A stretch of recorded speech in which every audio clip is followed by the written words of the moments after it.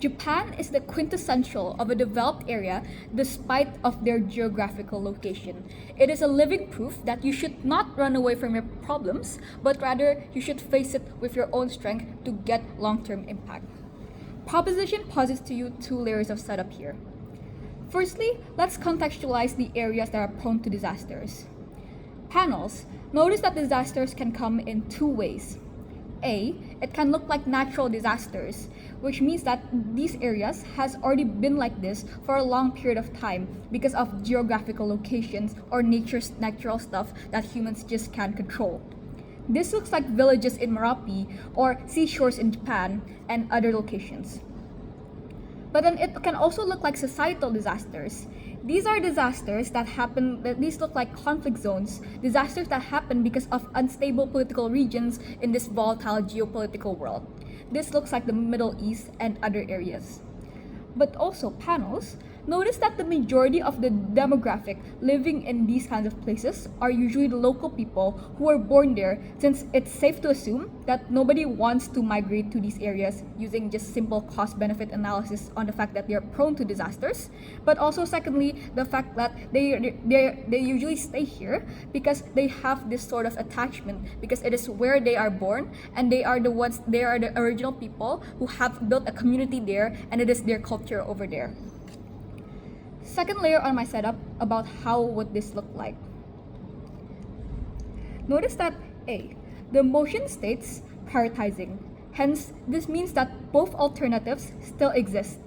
But most funds and state planning are going to be catered towards the development of mitigation, like giving subsistent education to civilians on how to act during a disaster, distributing research funds to technological advancements like earthquake disasters, or building safe havens like bunkers for urgent times. But then also notice that relocation still can happen even if it's not in the main agenda. During urgent and constraining situations, civilians can still get relocated, hence opposition cannot counter us on the metric of urgency. Lastly, we tell you that both of these alternatives have equal logistical burdens. On our side, state invests in mitigation. On their side, state invests in transportation, shelter, and civilian adaptation. This is why this debate shouldn't be centralized on the capacity of these states, but rather the effects to the civilians and the state itself. Proposition is going to bring you two arguments here. Firstly, on why proposition caters to the principal right of civilians to stay in their land, and secondly, why disaster mitigation gives more tangible and long-term impact to all civilians. First argument on why proposition caters to the principal right of civilians to stay in their land. Firstly, let's just characterize the principle of how states should act. We can calibrate this through a few metrics. Firstly, the state has a burden to protect vulnerable communities. The justification of this protection of how these states actually protect these kinds of citizens from any disasters is contingent on how it fulfills the rights of these communities. Here is where opposition cannot be justified. Communities have an inherent right to their land. They have full rightful ownership of their place as a community, and they are the ones that that originally founded and have been building a community since then. This means that state intervention just strips them from their authentic land, and this isn't something that is justified when there's an equivalent alternative that can help them, and insofar as the locals have an intention to actually stay and live there, they still hold the autonomy to actually hold their land simply because it's their culture, it is their community, and they know what's best for their land, and it is their rightful ownership. But then, second principle, the state is principally obligated to foster and nurture culture or diverse cultures in the state itself.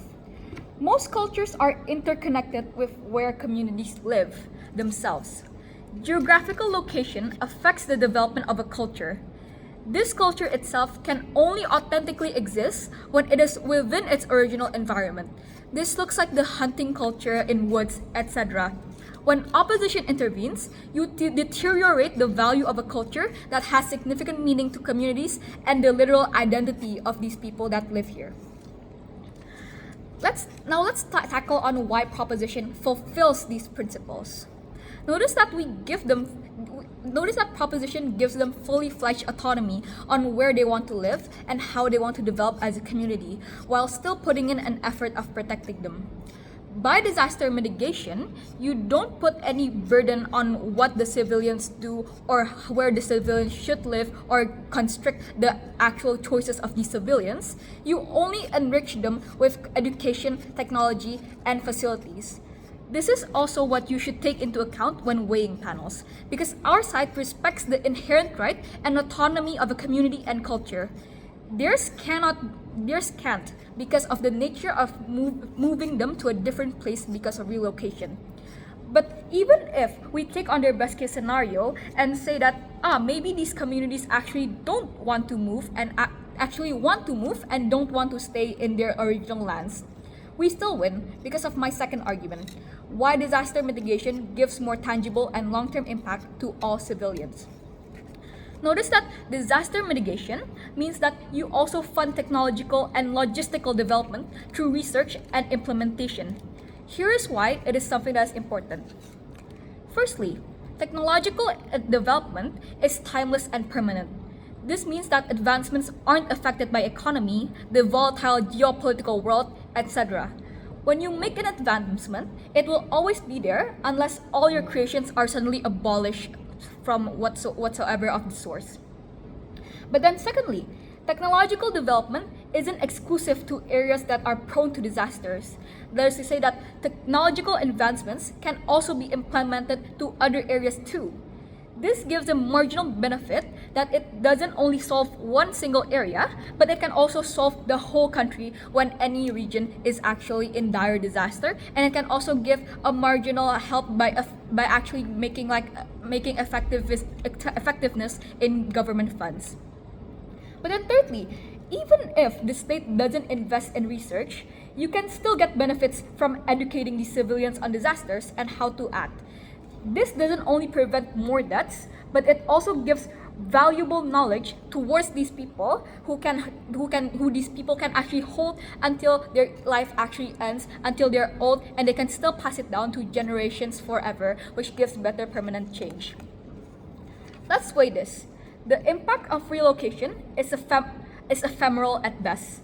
Relocation doesn't necessarily mean that other areas will always be safe. And once the place of relocation gets into a disaster, the state has to go through immense effort to actually deal with it again. On the other hand, proposition gives you a long-term solution that also helps other areas. We give you an actual systemic change in a country. We don't just escape from problems, because notice that problems will never disappear. Hence, given all reasons above, we beg you, Judge, to vote for proposition.